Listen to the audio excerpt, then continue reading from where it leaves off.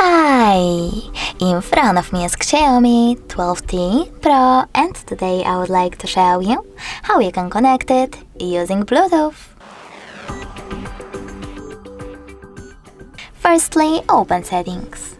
Then click on Bluetooth section over here and tap on this gray sweater in order to activate it. Now just wait for available devices to show, and when they do, tap on the chosen one. Then, in order to continue, you need to select Pair in the pop-up and wait for the other device to accept your connection request.